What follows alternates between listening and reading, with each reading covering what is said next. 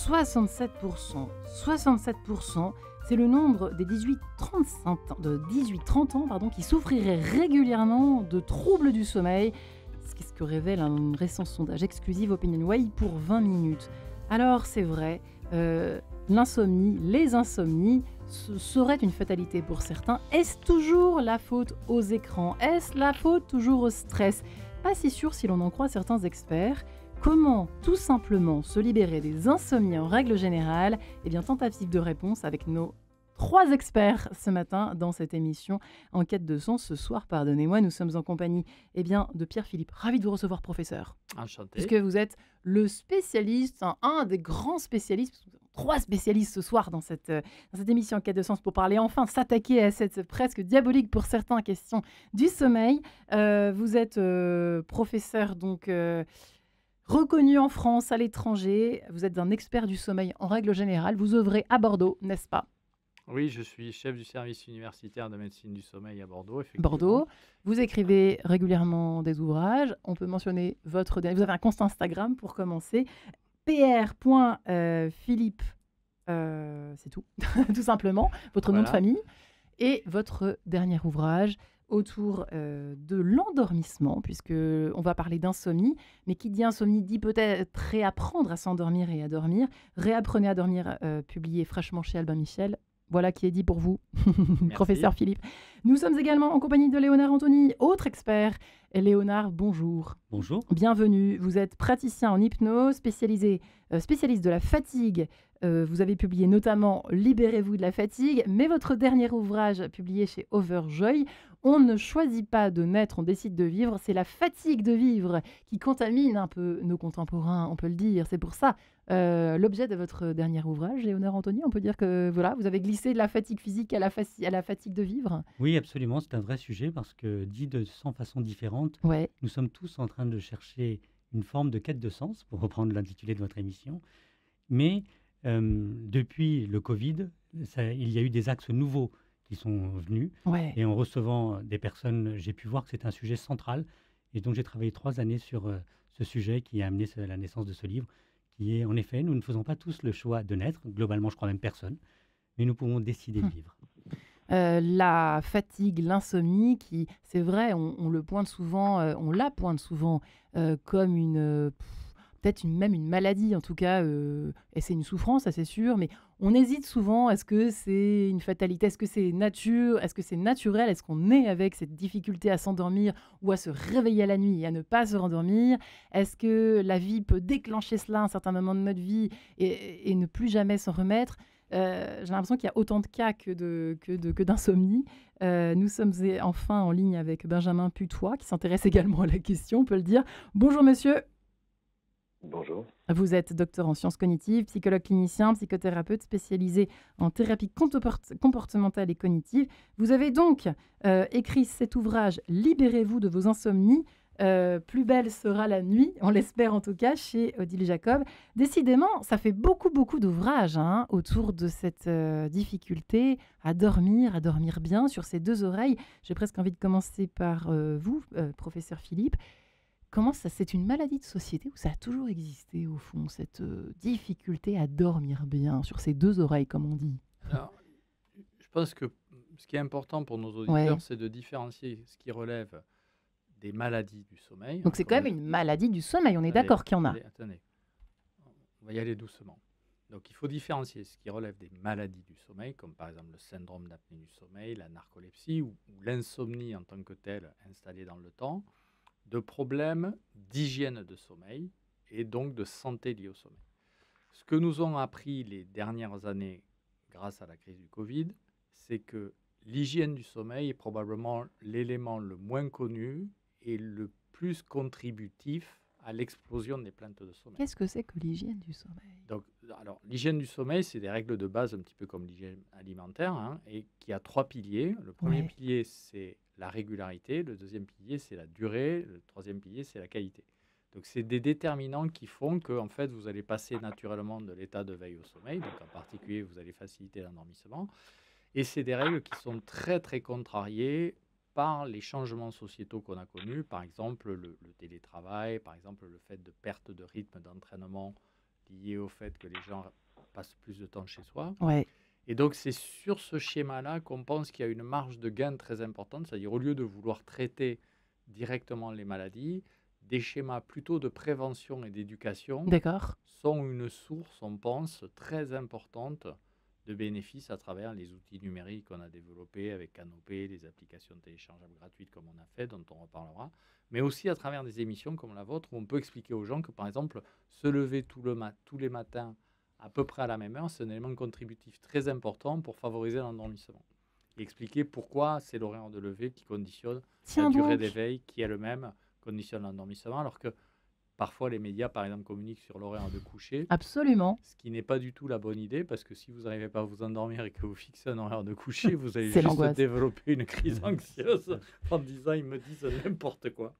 Donc l'idée, c'est mettre un peu aussi à distance les symptômes en disant « bon, introduisons-nous dans le temps, dans la régularité, apprenons les bases, comment fonctionne le sommeil, cette notion de lien entre la régularité et la durée ». Voilà, mais je pense qu'on en reparlera. C'est déjà un bon début. Est-ce que les confrères sont d'accord, Léonard Anthony? Alors moi, je trouve que la formule d'hygiène du sommeil est excellente. Ouais. Parce qu'en réalité, souvenez-vous, il y a une centaine d'années, peu de gens se brossaient les dents. Et nous avons appris, il y a une centaine d'années, à brosser les dents. Et nous avons vu qu'avec une hygiène bucco-dentaire saine, on a amélioré beaucoup de points sur l'hygiène du corps et la santé du corps. Et donc, aujourd'hui, nous entrons dans une ère où, en effet, il faut apprendre l'hygiène du sommeil. Et comme vient de le dire le professeur Philippe, c'est beaucoup de choses qui sont des évidences. Mais les évidences sont loin d'être évidentes, si vous me pardonnez la répétition. Ouais. Et je rajouterai un petit point, c'est que si on le regarde dans l'histoire de l'humanité, moi j'ai fait des recherches documentaires, la question du sommeil interpellait déjà les Égyptiens dans l'Antiquité égyptienne. Sans blague. Cette même question interpellait les Indiens dans la vallée de l'Indus.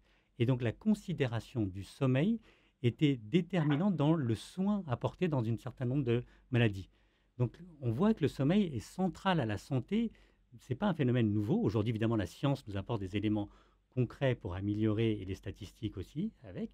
Mais c'est un sujet qui est profond et lié même à notre condition d'être humain. Benjamin Putois, êtes-vous d'accord avec cela? Pour commencer, avec ce qui a été dit, est-ce que c'est une question effectivement... Alors, c'est intéressant. Il y a deux visions différentes déjà, mais c'est intéressant de vous entendre. Bien sûr, j'abonde dans ce sens, mais on va dire que ça dépend qui est en train de nous entendre là. Parce que si vous êtes dans le cas d'une insomnie qui est chronique, et comme l'a décrit le professeur Philippe, il y a des troubles, il y a une maladie de l'insomnie et qui s'instaure pendant des mois et des mois et des années et qui ont des conséquences diurnes importantes sur le fonctionnement et en particulier le fonctionnement cognitif des personnes, qui amènent une grande souffrance. Et quand on souffre d'insomnie de cette maladie-là, il y a les bons conseils d'hygiène du sommeil qui sont de très bonne aloi pour la population générale, et quand on ne souffre pas de ce type de maladie, eh bien, c'est un pansement sur une jambe de bois.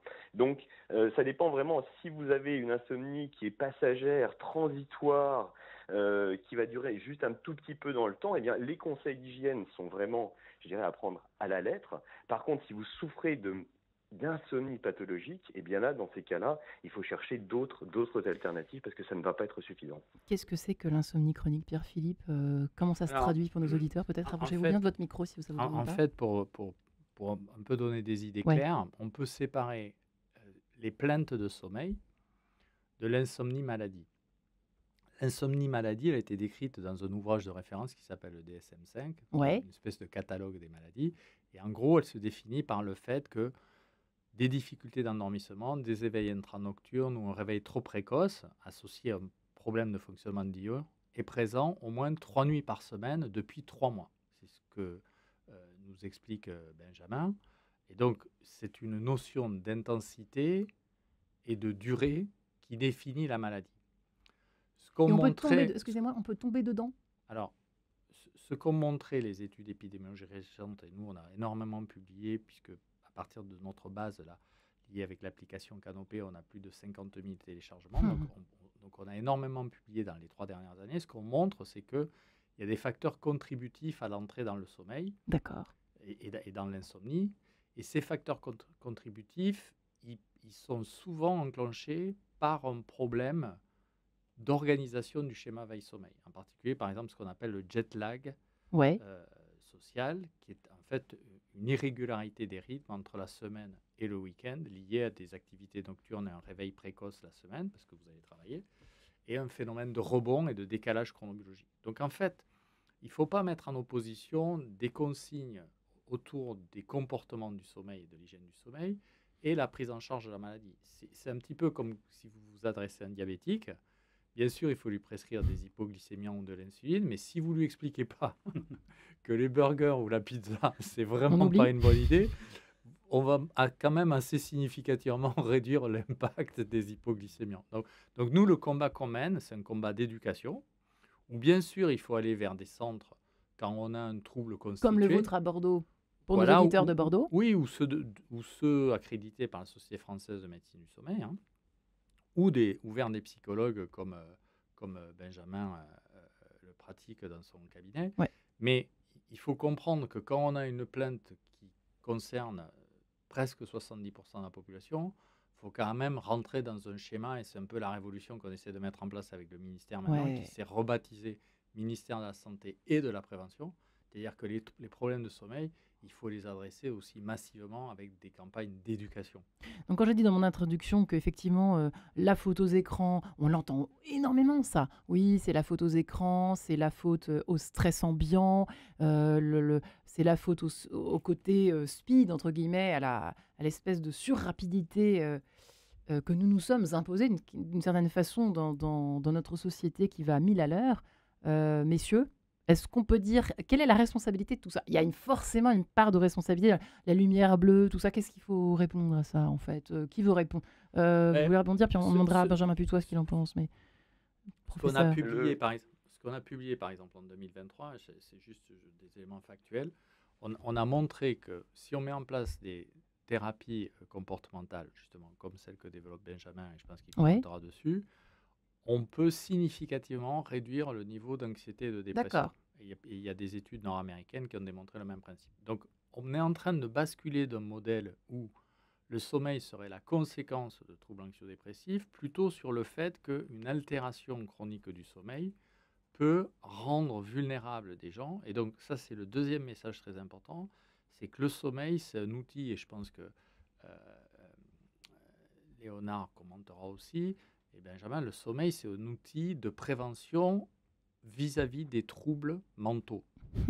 Et pas simplement une conséquence. Et ça, c'est un autre bras de levier qu'on veut absolument renforcer dans la connaissance générale. C'est-à-dire, si vous traitez une insomnie avec des TCC ou avec des programmes d'hygiène comportementaux, vous pouvez significativement vous protéger de conséquences mentales qui, malheureusement, ont beaucoup augmenté dans cette période de Covid.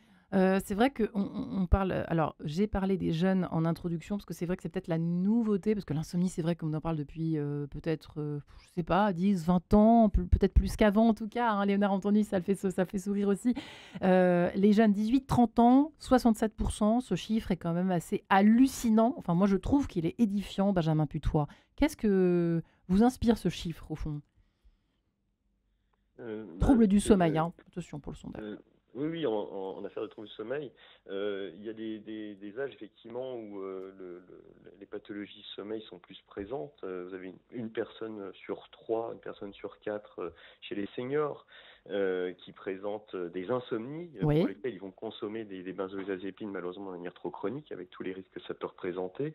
Et puis chez les enfants aussi, chez les jeunes enfants, vous avez un enfant sur 4 de moins de 4 ans qui présente des insomnies comportementales et qui vont être une plaie dans les familles, principalement les mamans. Alors il y a les papas, mais aussi surtout les mamans qui ont sorti une étude où c'est 4 enfants sur 5 qui sont majoritairement gardés par les mamans la nuit et qui vont faire des nuits blanches à garder leur enfant puisque l'insomnie grimpe. Et dans ces populations-là, dans ces âges-là, l'hygiène du sommeil est extrêmement importante. Vous avez évoqué des écrans et on sait que chez l'enfant, eh bien, les écrans sont extrêmement néfastes. On a coutume coutume à dire dans le milieu que une minute d'écran le soir, hein, surtout le soir chez l'enfant, ça va être une minute de sommeil en moins. Ouais. Donc c'est en ça que ces conseils donnés sont vraiment extrêmement importants. Et enfin, l'insomnie, j'ai tendance à dire que c'est un millefeuille. C'est plurifactoriel. C'est plusieurs ruisseaux qui vont amener un hyper-éveil au moulin de l'insomnie, et il est difficile de trancher à dire d'incriminer uniquement par exemple les écrans ou d'autres facteurs. Ou alors pour les bébés, c'est la loterie, c'est-à-dire t'as de la chance, le tien, la tienne dort tout de suite. Moi personnellement, c'est vrai que j'ai de la chance, mais j'ai des tas d'amis qui sont et on sait qu'en France, il y en a effectivement, moi j'entends dire, professeur Philippe, vous direz si c'est vrai ou pas, mais que de plus en plus de bébés ont du mal à s'endormir et à dormir d'une traite la nuit. Ça, je sais pas. Réponse peut-être après cette page en couleur musicale, si vous le permettez, en compagnie de Vivaldi, ça va nous faire du bien. Cette sonate opus 2 numéro 3, en tout cas un extrait de cette Corrente. À tout de suite. Voilà pour Vivaldi, cet extrait de cette sonate opus 2 numéro 3. À l'heure où nous parlons de sommeil, figurez-vous, comment se libérer de ces fichues insomnies qui nous hantent et qui nous hantent à nouveau peut-être en ce temps de rentrée dans lequel nous sommes encore, après un été où peut-être nous avons mieux dormi, j'en sais rien. En tout cas, Benjamin Putois est ici en ligne avec nous pour en parler, et son ouvrage « Libérez-vous de vos insomnies, plus belle serait la nuit », on veut bien le croire, chez Odile Jacob, lui qui est, je ne l'ai pas précisé au début de l'émission, fondateur et le directeur de Dormium, tout simplement. Et donc qui a coécrit cet ouvrage « Libérez-vous de vos insomnies » avec Mélinée Chapoutot, je ne l'ai pas précisé non plus tout à l'heure. Vous qui êtes Benjamin Putois, docteur en sciences cognitives. Voilà, Léonard Antoni est également avec nous, praticien en hypnose que vous êtes, spécialiste de la fatigue et auteur de ce fameux ouvrage « Libérez-vous de la fatigue » qui date un peu, mais qui est intemporel, puisque nous avons toujours autant de problèmes à nous endormir. En tout cas, si nous ne prenons pas soin de notre hygiène de sommeil, j'aime bien également ce terme. On ne choisit pas de naître, on décide de vivre. Votre petit dernier, en tout cas, à préciser aux éditions Overjoy, pour peut-être mieux s'endormir. Je ne dis pas que votre bouquin est casse-pied, mais lire le soir, vous nous direz si c'est bien. Je crois que c'est bien, mais on verra avec vous, messieurs. Et enfin, le professeur, le grand Pierre-Philippe, qui est également avec nous. Nous sommes très heureux de vous avoir ici, reconnu en France que vous êtes et à l'étranger comme l'expert, un expert du sommeil. Vous qui avez écrit cet ouvrage « Réapprenez à dormir », à l'heure où nous avons tant de mal avec ces fichus écrans qui nous maintiennent en éveil quand même plus longtemps qu'il ne faudrait peut-être chez Albin Michel, mais pas seulement. La preuve, c'est que Pierre-Philippe et Léonard Antoni, vous disiez à l'instant tous les deux qu'il est, moi c'est ça que je ne savais pas, que c'est une question effectivement d'horaire de lever et de coucher au même, on dit que pour les bébés, c'est très important, les routines de sommeil. Et bien également pour nous, les grands bébés que nous sommes, apparemment, n'est-ce pas? Léonard Antoni, alors, à vous de jouer. Oui, je vais tâcher, parce qu'en fait, on est d'accord sur ce point. On a eu une discussion en off, mais je vous laisserai compléter. Moi, je me suis intéressé justement de la partie sociétale. Ouais. De regarder comment est-ce que cette relation au sommeil existe à travers le monde. Et donc, je me suis déplacé, je suis allé en Afrique, je suis allé voir à la rencontre des Maasai en Tanzanie, au Kenya. Je suis allé au Népal, je suis allé au pied de l'Himalaya, donc, et aussi bien dans des grandes villes, par exemple. Moi, je suis d'origine indienne. Je suis allé à Mumbai, à Chennai, à New York. Comment on s'endort tout grosso modo, dans les grandes villes, le problème est partagé. D'ailleurs, ces études-là le montrent, elles sont épidémiologiques, mais elles sont moins, évidemment, portées sur des tout petits villages dans des tribus, parce que c'est plus complexe à faire. Donc, moi, je suis allé passer du temps et voir. Et en effet, on ne parle pas d'insomnie, en fait. Ce mot n'existait pas, c'est ce que nous disait le professeur Philippe tout à l'heure, effectivement. Et ça, je l'ai vu un peu partout. La notion même n'existe pas, ce qui fait qu'il y a aussi une notion de relation au sommeil. C'est-à-dire, comment est-ce que je vais concevoir mon sommeil? Comment est-ce que je m'approprie le sommeil? Comment cet espace, je le vis? J'ai souvent répété dans des interviews et aussi ici que pendant des décennies, moi je me rappelle quand j'étais étudiant, on me disait l'avenir appartient aux gens qui se lèvent tôt et se couchent tard. Et puis on me donnait comme exemple Tesla, il dormait 2 heures, Edison, Napoléon. il dormait 4 heures, Napoléon, Emmanuel Macron. Emmanuel Macron, j'allais le dire. Donc on vous dit toujours, voilà, dormir c'est mourir. Donc il y a une vraie dimension de réappropriation. Cette dimension-là, cette appréciation du sommeil, elle n'existe pas quand vous êtes berger dans un village et que vous vous endormez en contemplant avant de vous coucher la nature, que vous intégrez le silence. C'est une dimension qu'on ne parle pas, mais en termes d'hygiène, de descendre dans le calme, ça change complètement les choses. Aujourd'hui, on parlait tout à l'heure du digital. Je me souviens d'un enfant qui était venu me voir avec sa mère en séance, et il me disait, moi je m'endors avec le téléphone dans la main. Et il en faisait une fierté parce que la nuit, quand il se réveillait, il pouvait suivre les flux sur TikTok. Donc en fait, il y a une ininterruption du lien digital social, que moi j'ai dit qu'il faut arrêter de parler de lien social. Pour le numérique, il faut parler de lien e-social. Parce que ce lien-là vient corrompre, et dans notre sujet, vient pourrir cette relation au sommeil que nous avons. Oui, qui est presque mal considéré, le fait de perdre du temps en dormant, quoi. On en est presque arrivé là avec les exemples. Alors, ils sont extrêmes volontairement. C'est extrême, mais il y a une déconsidération presque du sommeil. Benjamin Putois, peut-être, professeur Philippe, c'est vous qui mentionniez tout à l'heure cette histoire d'absence du mot insomnie dans certains lieux de la planète. Ça, c'est étonnant, hein. C'est-à-dire que c'est un fléau urbain, c'est un fléau occidental, c'est un fléau... En fait, l'équipe de San Diego là, qui a mené l'étude, c'est des physiologistes du sommeil, et en fait, ils s'interrogeaient sur il y a une grande question qui est les besoins naturels de sommeil. C'est-à-dire combien d'heures de sommeil il faut dormir, et il y a des régulations qui sont à la fois homéostasiques, c'est-à-dire liées à la durée d'éveil, et chronobiologiques, c'est-à-dire liées aux horloges. Bon.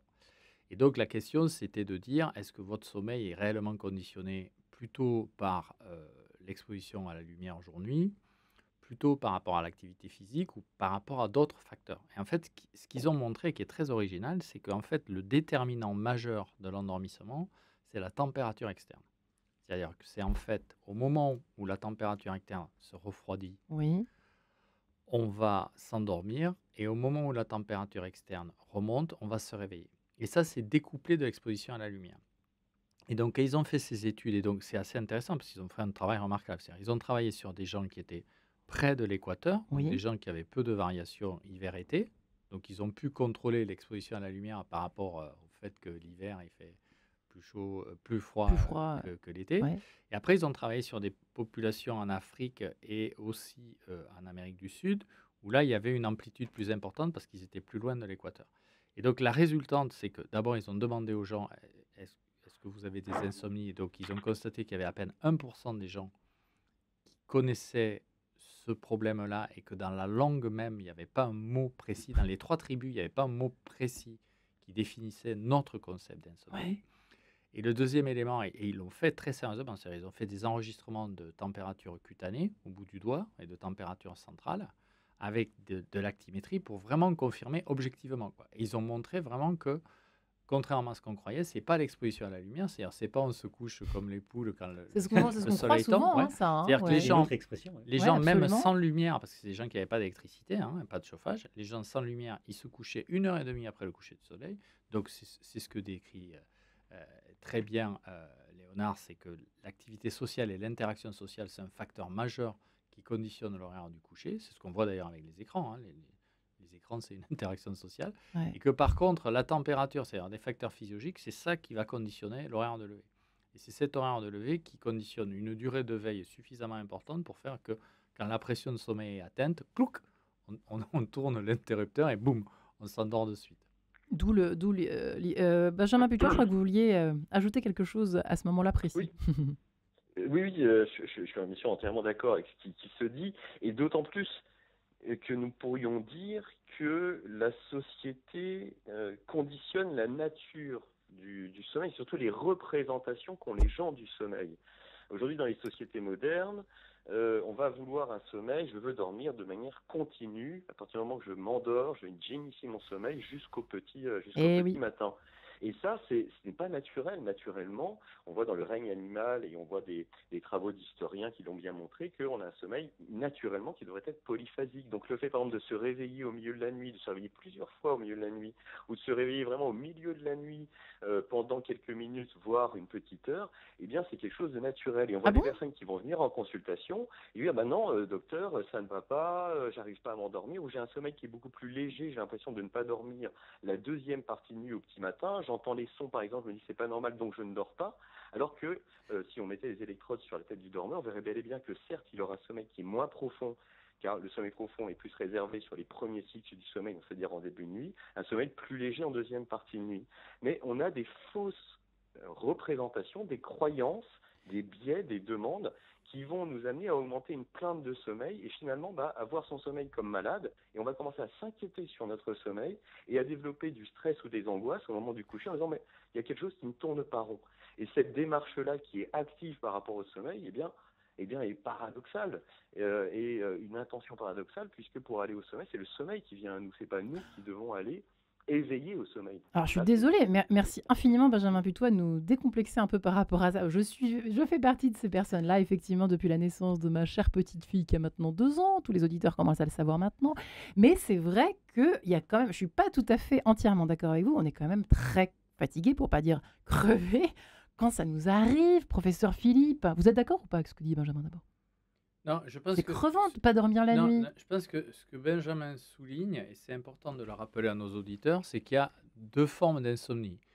Il y a des insomnies subjectives qui représentent 3/4 des patients insomniaques et qui ont un défaut de perception. C'est-à-dire quand on enregistre ces gens à leur grande dame, on leur dit qu'ils dorment, et objectivement ils dorment. Et donc c'est un défaut de perception du sommeil. D'accord ? Alors bien sûr, ils ont des petits éveils intranocturnes, hein, mais c'est très léger, ça n'impacte pas leur durée totale de sommeil. Mais par contre, ça impacte massivement leur perception du sommeil. Et après, il y a des insomnies plus sévères, en particulier qui nécessitent vraiment des traitements avec des TCC comme Benjamin les développe, où là, les gens ne dorment pas. C'est par exemple des gens qui ont eu des épisodes dépressifs ou des gens qui ont un niveau d'éveil beaucoup plus élevé. On ne dort pas, quoi. Voilà, ça c'est 25%. Et il y a plus de risques de dépression, il y a plus de risques d'hypertension artérielle, d'accord ? Donc il faut aussi expliquer aux gens que une part des insomnies est plus un problème de perception et donc de ressenti, d'accord ?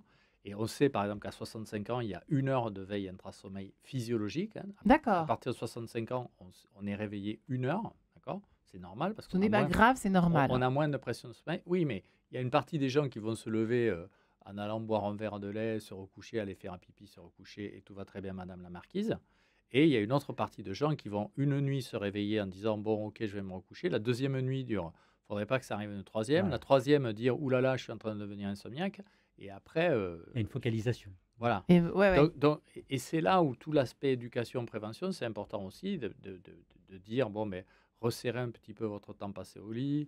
Garder un horaire, une régularité plus importante, et ça permet de remettre un petit peu dans l'ordre les choses pour limiter la chronicisation et l'entrée dans cette maladie chronique. Donc, parce qu'on en est quand même conscient, c'est vrai mais c'est intéressant d'en prendre conscience d'abord, merci messieurs, c'est intéressant d'essayer premièrement, on identifie, c'est-à-dire on identifie, donc la nuit prochaine, je note, voilà, je reste éveillé combien de temps, j'ai l'impression que c'est des réveils, mais en fait, je ne sais pas trop combien de temps ça dure. Et puis vraiment, la prise de conscience, quand ça dure 1 heure, 2 heures, on regarde sa montre. Ah bah, je suis toujours pas endormi. Là, il y a un problème. C'est quand ça se répète, on est d'accord. Là, pour le coup, il faut peut-être consulter non, pas forcément. Non, je ne le prendrai pas du tout dans ce sens-là. Alors, excusez-moi, c'est allez-y. l'inverse. Alors, en fait, ce qu'on a... voilà bien.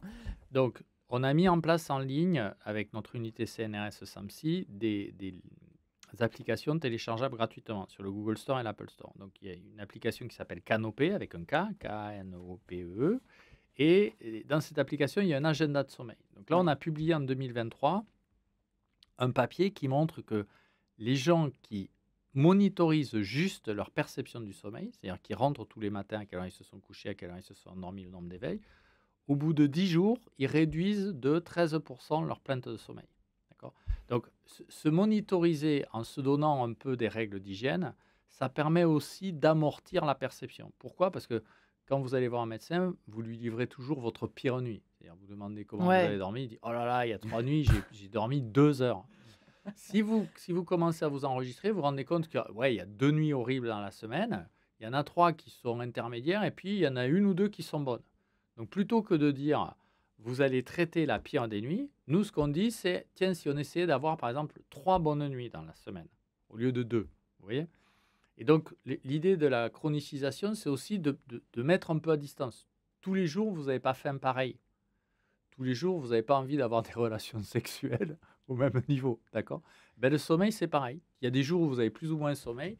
Et donc, en mettant un peu à distance, mais par contre, en introduisant une notion de régularité, en particulier autour du lever, ça permet aussi de commencer à mettre en place les choses. D'ailleurs, je pense que Benjamin peut commenter dessus. Les thérapies comportementales et cognitives, elles s'appuient beaucoup là-dessus, sur sur des recommandations avec des modifications du schéma veille-sommeil. Ouais. Léonard Anthony, effectivement, qu'est-ce que vous conseillez, vous, pour le coup? Alors, ça y est, nos auditeurs nous sont réveillés. On y va pour la première chose à faire pour vous, c'est quoi, au fond, quand on se rend compte qu'on est mort d'épuisement à force d'avoir l'impression, dans un premier temps, de ne pas dormir, mais on ne sait pas trop comment ça se passe? Alors, on est bien d'accord, je ne parle pas du cas de pathologie où, en effet, il faut s'adresser à son médecin et ensuite voir s'il faut une prise en charge médicamenteuse, ou médicamenteuse ou même de type TCC ou autre. Moi, je vais vous raconter une histoire qui va illustrer mon propos. Assez bizarrement, moi, je suis assez insomniaque. Je crois que vous l'aviez déjà dit ça une fois. Et je tiens à mes insomnies. Vous avez l'air très en forme, Léonard. Et donc, j'ai beaucoup travaillé sur ce sujet parce que moi, je suis écrivain, c'est mon 10e ouvrage. Et dans ces moments nocturnes, il y a des dimensions créatives. On accède à des facultés qui sont complètement différentes. Ça a été théorisé depuis très longtemps. Le nombre de génies. Non, mais par exemple, beaucoup de gens écrivent la nuit, beaucoup de gens composent la nuit. D'écrivains. Moi, j'accompagne beaucoup d'artistes et c'est un moment où l'agitation du monde se tait. Et de toute évidence, on sait que nous pouvons percevoir autrement cette réalité-là.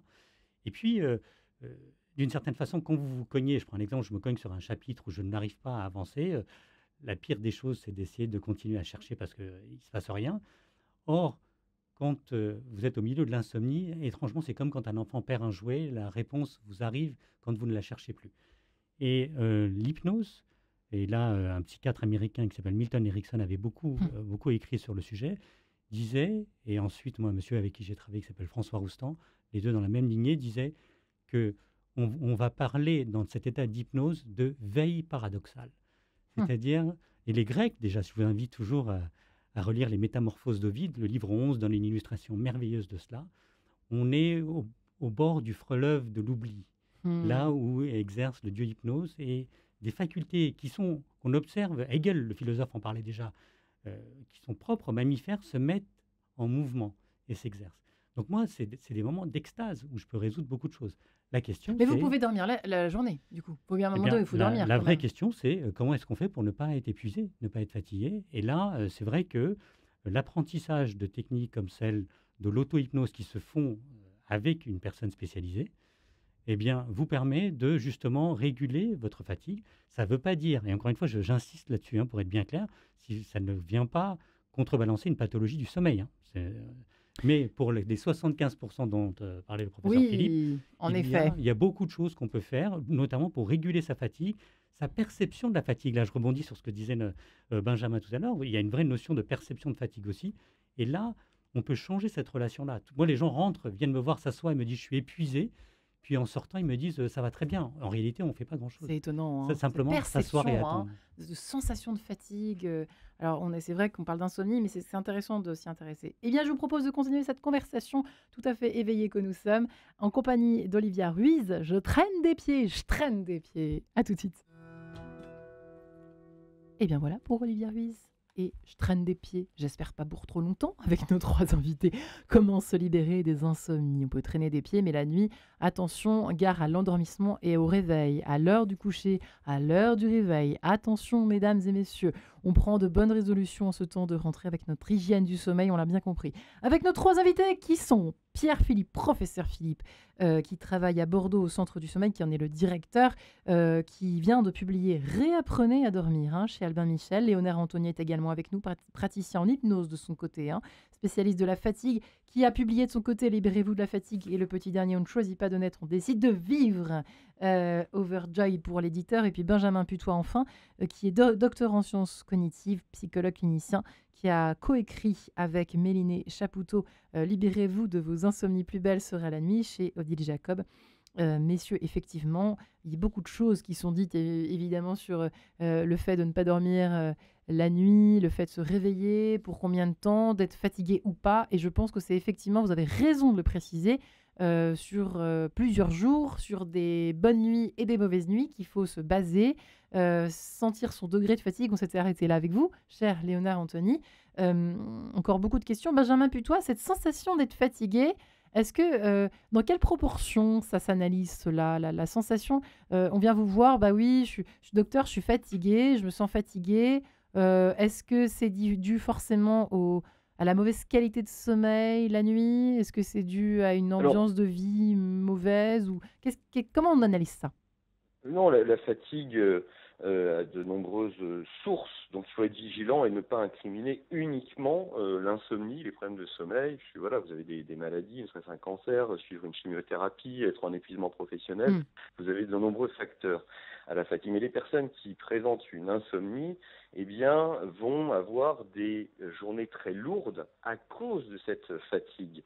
Et cette fatigue, eh bien, vont les hanter et ils vont avoir peur d'être fatigués, ils vont y penser la nuit, ils vont ruminer Ouais. à ce propos, ma journée de demain va être catastrophique, comment je vais faire, je ne dors pas assez. Donc on a beaucoup de catastrophisation qui est faite et qui va accentuer, qui va catalyser l'anxiété et cette anticipation anxieuse à vouloir à tout prix dormir.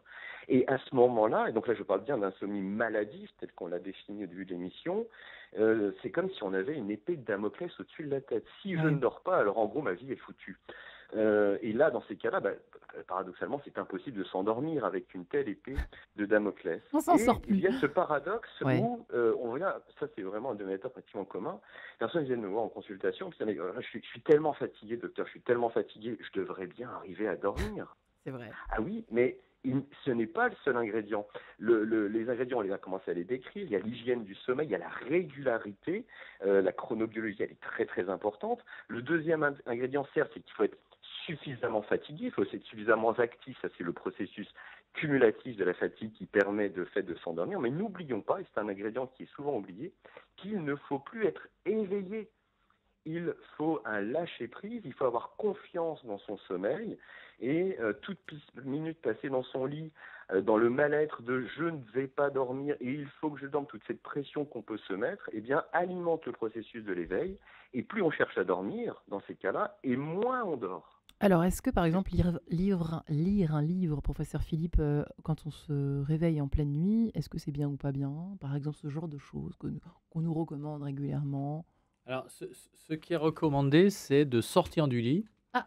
si on est réveillé au bout de 15 minutes, pour justement dédramatiser l'insomnie, parce que souvent quand on reste dans le lit, ça majore, comme dit Benjamin, le niveau d'anxiété. Et puis ça permet aussi de sortir d'un contexte, d'aller se livrer à une activité, préparer ses affaires pour le lendemain, boire un verre d'eau, aller faire un tour dans l'appartement ou dans la maison, et revenir au lit que quand on a sommeil. Ça a deux avantages. Le premier avantage, c'est que ça augmente la durée d'éveil, parce que quand vous êtes hors du lit, vous êtes sûr que vous ne dormez pas. Ouais. Donc ça va majorer la pression de sommeil qui fera que vous vous rendormirez plus facilement. Et le deuxième élément, comme le précisait Benjamin aussi, c'est que ça évite les ruminations. Et ça Le petit vélo. Ça évite d'être dans un contexte d'anxiété qui fait que vous allez faire la crêpe, l'aller-retour toute la nuit, et que vous aurez l'impression que vous n'avez pas retrouvé le sommeil, même si dans les faits, vous avez par contre pas trop mal dormi. Vous avez mis une caméra dans ma chambre? Comment ça se passe, professeur Philippe? En tout cas, je précise qu'on peut découvrir un petit peu ces tas de méthodes et d'astuces dans votre livre sous forme de questions-réponses, ainsi que votre compte Insta. On ne l'a pas reprécisé, hein, je le reprécise, pr.philippe, avec un seul P, si je ne me trompe pas. Oui, c'est bien ça. Absolument. Et c'est bien pratique en ces temps où il est l'heure encore de prendre des bonnes résolutions en ce temps de rentrée pour petits et grands, puisque c'est vrai que l'été, comme par hasard, je pense, si on demandait aux gens, je ne sais pas, Léonore, Anthony, est-ce qu'on a des idées là-dessus? Est-ce que comme par hasard, on a l'impression qu'on dort mieux l'été pendant les vacances? J'ai l'impression, hein. Oui, ça dépend. Par exemple, dans les semble, périodes d'insomnie, pour ce que disait le professeur Philippe tout à l'heure, quand il fait très chaud, on dort moins bien. Alors ça, c'est vrai. Sauf si on climatise, mais c'est pas Température, toujours très bon pour la planète. extérieure, ouais. Mais donc, il y a un facteur. Je pense que il y a une chose importante qu'a dit Benjamin et que je voudrais, si vous êtes d'accord, compléter, c'est prendre soin de ces journées vont aussi améliorer la qualité de votre nuit. C'est-à-dire, qu'est-ce que vous voulez dire par là? Il y a un point qui est fondamental. Il a parlé tout à l'heure de bien se fatiguer. Oui. Eh bien, je pense qu'il faut distinguer deux choses. Il faut distinguer la bonne fatigue de la mauvaise fatigue. Vous voyez, par exemple, avec l'ultra-sédentarisation, auquel beaucoup de gens maintenant, depuis le Covid, est arrivé, les gens sont assis sur leur chaise toute la journée. De ce fait, ils ont un épuisement intellectuel qui va nourrir des ruminations, puisque tout va se passer uniquement au téléphone, devant un ordinateur. le corps se fatigue à force de ne pas être sollicité. C'est une dimension peut-être, vous compléterez, professeur Philippe, mon propos. Et il est essentiel de se remettre en mouvement, c'est-à-dire d'aller à la rencontre de la bonne fatigue. Il faut rappeler que nous sommes des mammifères. Et vous ne verrez jamais un mammifère autre que l'humain rester immobile toute la journée. C'est contre nature. Donc ça, ce sont des dimensions fondamentales qu'il faut savoir rappeler. Et puis après, je le disais tout à l'heure, il faut savoir renouer avec sa fatigue. Parce qu'il y a aussi un autre point qui est essentiel, c'est que beaucoup de gens nient leur fatigue. Il y en a qui s'en plaignent, il y en a beaucoup qui font fi. Donc ils arrivent dans des situations extrêmes. Alors que si vous entrez en contact avec votre fatigue, si vous arrivez à la percevoir, à la sentir, vous pouvez l'évacuer. Et ça, il y a plein de façons de faire, bien sûr. Oui. Ouais, Benjamin Putois. Oui, et puis la fatigue, ça dépend effectivement le goût de la fatigue, puisque quand vous vous mettez en marche, que vous êtes actif la journée, mais en direction des choses qui sont essentielles pour vous, en direction de vos valeurs, eh bien, les êtres humains sont capables de supporter beaucoup de fatigue et de ne pas forcément être dans la pénibilité versus des fatigues passives, des fatigues laborieuses et qui vont faire le joug soit d'état anxieux ou d'état dépressif. Donc, le fait de pouvoir jouer sur cette fatigue, de pouvoir l'accueillir, cette fatigue, et de pouvoir aussi l'accentuer en se défocalisant du sommeil. J'aime beaucoup les expressions de Léonard sur le fait que la nuit peut être un espace de paix, un espace paisible, un espace aussi créatif. Et au lieu d'être dans son lit à tourner en rond, à faire la crêpe, à attendre ce sommeil qui ne vient pas parce qu'on est inquiet pour les lendemains et on a peur de cette fatigue. Et ne rien faire du coup. Et donc ne rien faire et donc de subir la situation. Et bien c'est vrai que c'est une recommandation internationale en termes de traitement de l'insomnie, en plus de condenser son sommeil sur les rythmes, eh bien ce contrôle du thymus, le fait de sortir du lit, et non pas dans le but de je vais dormir à tout prix, mais qu'est-ce que je pourrais faire de manière, comment je pourrais la transformer pour qu'elle soit plus belle, pour qu'elle ait plus de sens, justement l'émission c'est quête de sens, eh bien c'est se détourner de l'insomnie pour qu'elle devienne, entre guillemets, plus sage et plus douce dans nos vies. J'ai l'impression que c'est un peu l'idée, c'est dis-moi comment tu dors, je te dirai comment tu vas. Professeur Philippe, est-ce qu'il y a un peu une histoire comme ça? Non? Oui, c'est un peu rapide? Il y a aussi, je pense, apprends à aller, à marcher dans la vie avec bonheur et sérénité, et ton sommeil s'arrangera tout seul. C'est beau de vous entendre avec ce petit accent en plus, ça fait du bien. Je crois que je vais mieux dormir maintenant. Parfait. Après vous m'envoyez ravi. J'ai gagné une consultation gratuite, c'est formidable, franchement. Mais c'est vrai qu'on en parlait en riant un petit peu, tous les deux tout à l'heure, tous les trois, même avec Léonard. Benjamin Putois, est-ce que vous recevez beaucoup de mamans, pour le coup, qui dorment, qui ont le sommeil, on peut le dire, détraqué depuis la naissance d'un enfant et qui ne se réparent pas? Oui, tout à fait. Bon, après, il y a d'autres facteurs. Il y a la ménopause, par exemple. Oui. Il y a beaucoup de femmes. Mais là, il y a de l'ordre, il y a du physiologique dans l'histoire. Il y a du physiologique, oui, tout à fait. On a développé des conseils téléphoniques gratuits sur une plateforme qui s'appelle sommeillenfant.fr pour venir en aide aux familles et en particulier aux mamans qui se retrouvent avec des enfants qui dorment mal, alors que des conseils de bonne aloi, comme par exemple de dire c'est normal qu'un enfant de moins de 9 mois se réveille toutes les 45 minutes. Non, mais là, je parle des mamans qui ne dorment pas alors que l'enfant dort. Après, on est dans un cas d'une insomnie qui s'est enlisée à cause justement souvent d'enfants qui n'ont pas dormi et qui vont persister, et il y a un hyper-éveil. Si on ne se sent pas en sécurité, eh bien, on va être dans un stress et un éveil qui va être contre-productif par rapport au sommeil. Et là, je m'adresse... et question, l'émission touche bientôt à sa fin. Professeur Philippe, même Jean, merci de votre réponse, Benjamin Putois. Le fait qu'on ait des idées noires la nuit, et que le matin, les mêmes idées soient pas du tout aussi noires, c'est très étrange, cette histoire. En fait, ça fait partie du... Ma question, c'est est-ce que ça fait partie de tout le schmilblick de l'insomnie, du kit de l'insomnie, de l'insomniaque, au fond? Vous voyez ce que je veux dire? D'avoir l'espèce d'idées noires qui empêchent du coup de s'endormir, puis le lendemain, on se dit, mais j'étais tarte ou quoi? Non, il y a des processus, il y a un mécanisme d'anxiété anticipatoire qui n'est pas forcément des idées noires, c'est plutôt des préoccupations qui favorisent justement la pérennisation de l'insomnie. Après, les idées noires, pas réellement, je pense, parce que je ne pense pas que l'insomnie soit décrite comme un mécanisme direct et instantané de survenue de la dépression. Par contre, c'est clairement un mécanisme de majoration de l'anxiété si on Oui, n'arrive pas à dormir. de Ce qui est un dramatiser. peu Vous voyez différent. Léonard Ouais. Léonard de Vinci, Léonard. Oui, alors je viens Vous d'être créez, vous upgradé. créez. Sérieusement. Faut vraiment que je me mette à dormir la nuit, messieurs. Hein. Ça va pas du J'ai tout. j'ai viens d'avoir un upgrade. Vous êtes un artiste, que voulez-vous? Voilà, tout de suite, je vous ai vu en Léonard, de Vinci. Ouais. Allez. Eh bien, Que fait... je ne suis pas devin non plus, mais ce que je peux juste vous dire, Ouais. c'est que vous voyez que j'ai intitulé mon livre On ne choisit pas de naître, on décide de vivre pour une raison Ouais. aussi fondamentale. C'est que dans la notion de décider de vivre, il y a aussi la notion de se réaccaparer cet espace. C'est-à-dire de ne pas nier que c'est un espace de vie. La nuit, le C'est un sommeil espace de est un vie. espace de vie. Et ça, il faut le rappeler aux auditeurs. Et à partir de ce moment-là, eh bien, on peut profondément se détendre. La journée, elle ne se passe pas de toutes vos journées ne sont pas merveilleuses. Vous avez des journées plus difficiles que d'autres. Eh bien, là aussi, c'est la vie. Donc, entrez en Laissez relation, vivre, en fait. entrez en relation avec la vie Mm. et vous verrez que beaucoup de choses, beaucoup de problématiques vont se dissoudre d'elles-mêmes. Oh, ce que c'est beau. Ouais. Benjamin Putois.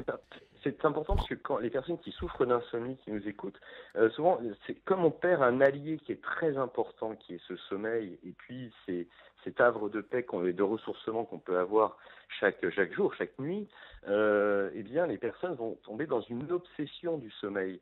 Et ils vont avoir un schéma de pensée extrêmement rigide qui fait un diktat selon lequel, tant que je ne dors pas, eh bien, je ne peux pas réaliser correctement ma vie. Et on Oui. invite dans la prise en charge de l'insomnie, justement, ce qu'a dit Léonard, à inverser le processus. C'est comment je peux remplir ma vie avec du sens, avec des choses qui sont essentielles et être l'acteur de ma vie pour en prendre suffisamment soin. Et dans un deuxième temps, eh bien, le sommeil reviendra. Ouais. Professeur Philippe, juste avant de filer, parce que je sais que vous êtes très demandé et l'émission touche à sa fin, ça tombe bien. Est-ce qu'il y a un horaire conseillé de coucher idéal dans l'histoire du sommeil, d'endormissement et de réveil? Alors, il y a un horaire de lever qui est celui qui correspond le plus à vos rythmes. Si vous êtes du matin, vous allez vous lever plus tôt. Si vous êtes du soir, vous allez vous coucher plus tard. D'où l'intérêt d'utiliser nos applications d'agenda de sommeil ou Canopé pour mieux apprendre à se connaître. Et après, l'horaire de coucher, il est conséquent à l'horaire de lever. Donc, il n'y a pas d'horaire déterminé de coucher. Il y a en priorité un horaire de lever. Ouais, voilà. ça c'est très intéressant. Donc, apprenez à vous connaître en utilisant ces applications, en allant et sur ça ira les mieux, sites. vous verrez. Voilà, ça ira beaucoup mieux. Merci beaucoup. Et vos nuits seront plus belles. Merci beaucoup, chers invités. Merci. Professeur Philippe, bon retour chez vous. Léonard et Anthony, merci beaucoup. Réapprenez à dormir chez Albin Michel, votre ouvrage Professeur Philippe, Léonard et Anthony et On ne choisit pas de naître, on décide de vivre. Et Benjamin Putois, libérez-vous de vos insomnies plus belles sera la nuit. La preuve, Odile Jacob, merci beaucoup à vous trois et belle nuit à tous.